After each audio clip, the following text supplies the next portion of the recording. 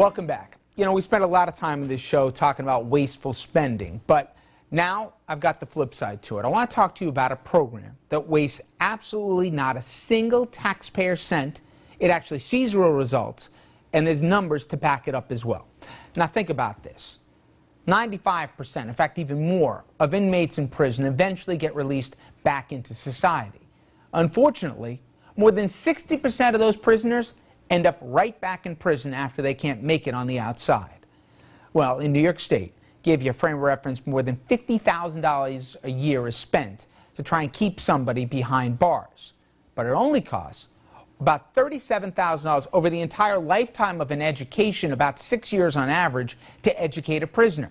Now, what if I told you there's a program out there that doesn't cost taxpayers a dime, allows inmates to earn a college degree, and again here, all through private funding, and over the lifetime of it will save more than $100,000 if you add it all up when it's all said and done, and it slashes the recidivism rate to 0. Well, if you're skeptical, you shouldn't be. You'll see in a second, this thing is a reality. It's called Hudson Link, and it's got a 100% success rate. It means none of the graduates, not a single one, have returned to prison since they've been released from prison. Well, last night, 25 men at Sing Sing Correctional Facility were there for the annual graduation. They received a college degree from exactly that program. And our own Kim Lengel, she attended the graduation, and she's here now to tell us more. Yeah, Rich, this graduation was like no other.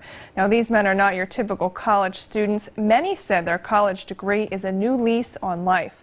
But theirs is a life behind bars in a maximum security prison. These men are students in the Hudson Link program at Sing Sing Correctional Facility in Ossining, New York. Hudson Link provides a college education to incarcerated men and women to break the cycle of crime and poverty. 25 men convicted of felony crimes, some even murder, marched down the makeshift aisle in the visitors' room of Sing Sing Correctional Facility last night. Graduates wore caps and gowns covering their state prison-issued green trousers. We're making changes today that will send ripples down in history. Executive Director of Hudson Link, Sean Pica, says he knows the value of a good education. He served 16 years in prison for manslaughter, the last 7 spent in Cell Block A at Sing Sing. Sean got his GED, his bachelor's degree, and a master's degree, all while serving time in prison. Sean says he's not an exception, that when given a chance, most inmates in prison can and will achieve a new beginning. It's about children in this audience today that will turn to you at the end of the ceremony and say, you know what, Dad? If you can do it, I can do it. And wives and sisters and mothers that begin to say the same thing. You understand better than most in this society today that indeed the real source of wealth in a society is not physical things. They may be the result of wealth, but the real wealth is the human mind. Billionaire and editor-in-chief of Forbes Media, Stephen Forbes, discussed the concept of wealth. And for inmates who earn only $12 to $15 every 2 weeks working at the prison, wealth won't come easy. But his point, persevere and pay it forward. That sentiment was echoed by many of the speakers. Just being who you are isn't enough. Just deciding to do the right thing isn't enough. 2 things have to occur. You have to be given the opportunity, and you have to be given some help.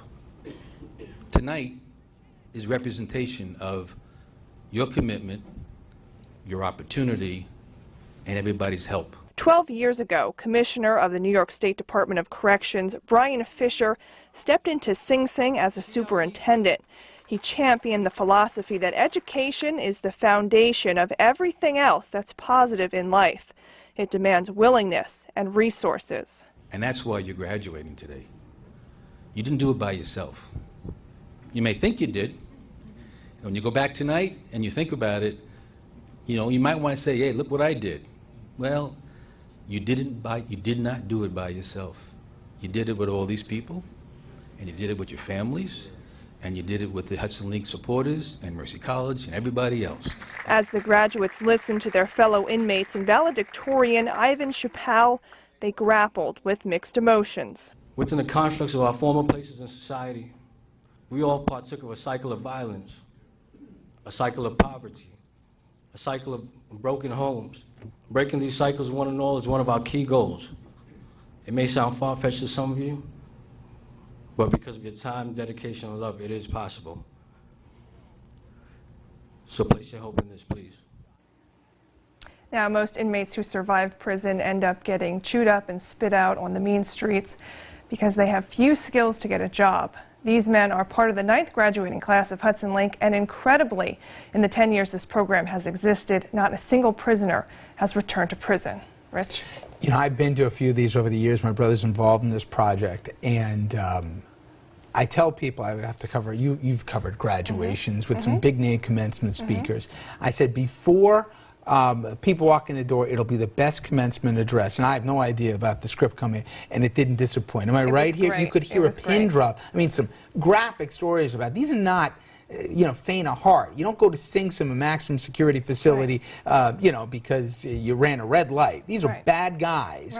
But what they've chosen to do in the most unbelievable setting, you know, it makes you think, you know, that there is a power of redemption out there. They've sacrificed, and that was palpable. You could feel that in the room. You could feel the hard work that they put into their degrees, and they know what the value of these degrees And mean. they also, for me, there wasn't a single one who didn't have remorse in that room, because the more that they got a handle, I think, on their lives, every year I hear it, the worse they feel and acknowledge, because it forces them to own up to the horrible things they did on the outside. And when they get out, like we said, 19 out of 20 inmates will get out.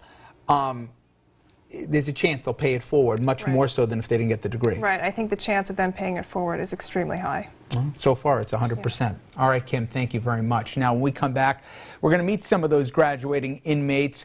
Kim sat down with a valedictorian and some other grads who's going to describe the moment as bittersweet. Deeply personal conversations about personal triumphs overshadowed by tragedies that, for some, may never be repaired. Please stay with us.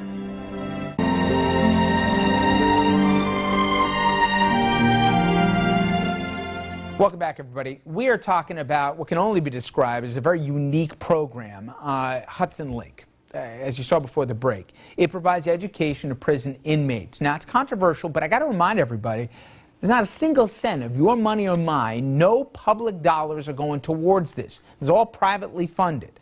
And the numbers show it's actually going to save the state a lot of money in the long run, and by any metric, it's got to be called a major success story. Among the hundreds of inmates who've graduated from Hudson Link, and I got to remind you, this is the actual college degree and the real coursework that somebody would be getting if they went to those same colleges on the outside. Among those who've received the degrees and have been released into the general population, zero, not one of them, has gone back to prison.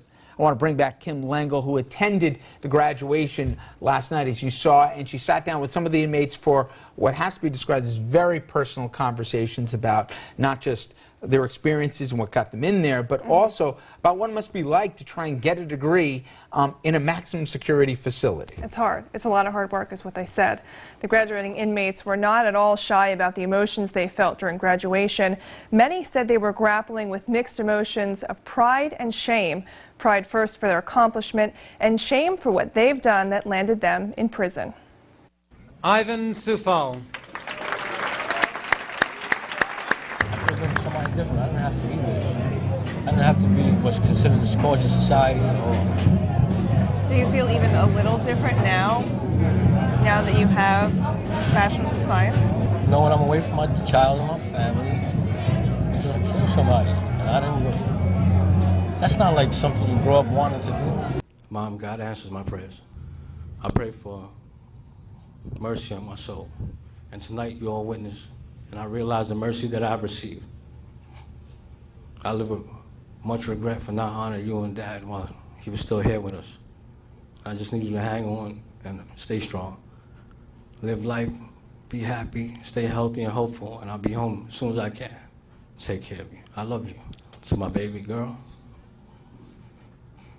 I spent less than 24 hours with you in the last 10 years. Karen Alicia, your forgiveness, your love, and your friendship is heaven to me. even if you and everybody else can forgive me, I can't forgive myself. Pride is not good in and of itself when it's interpreted the wrong way. I don't want to be overproud is my point. I don't understand what I accomplished. But no matter how much education I get, I'll never be able to repay what I'm suffering for. Christopher O'Neill. You're one of the few inmates who have grandkids here. Right.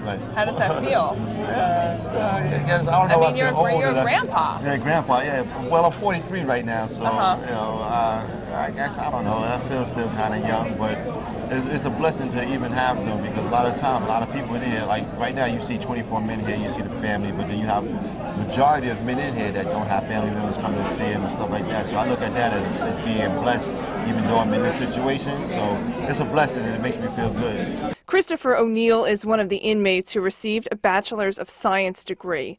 He says he wants to break the cycle of violence, but not before it's touched his family one more tragic time. His 21-year-old son was murdered in the Bronx 4 months ago. If I was there, maybe that's not would not have happened, but I use that to talk to my other children and let them know that, listen, you know, if you put in positive energy now, it may seem hard, but if you put that positive energy and focus now, it'll pay off in the long run. Lamont Bryant.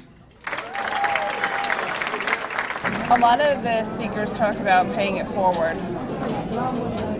What is your plan for paying it forward now that you have this degree? Well, I believe this degree, it signifies a whole lot for me because at this moment, it speaks to what I had to do to get this degree. And I believe, you know, the idea of paying it forward from this degree is a whole lot. But in order to get here, I had to pay it forward. Very few people had to go to prison to get a college degree.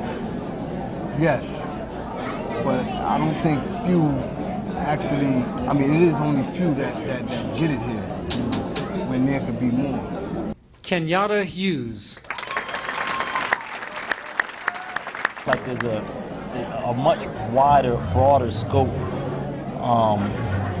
and I don't know that I would have realized that otherwise. A lot of your fellow inmates have said something very similar, that they had to go through all the bad stuff that they went through to become the man they are now, and that they're at peace with that. But what do you make of that? That you had to come to prison to get a college degree and have a sense of self? Well, I think perhaps that means different things to different people because the truth is, I didn't necessarily have to come to prison. There were avenues and opportunities that were available to me.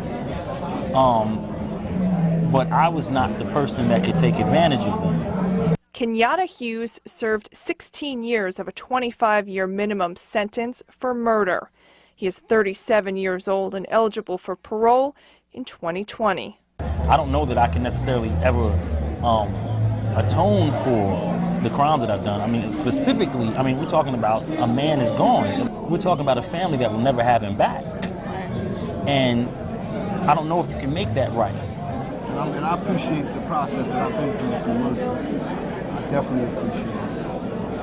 And I'm just in that spirit, you know, right now. Let it last for as long as it possibly can, you know? Now, several of the inmates we spoke with are still facing at least 10 years in prison. And of course, with all this time, it gives them more reason to think about their future, which may be just a little brighter now. Rich. Thank you very much, Kim. I appreciate it.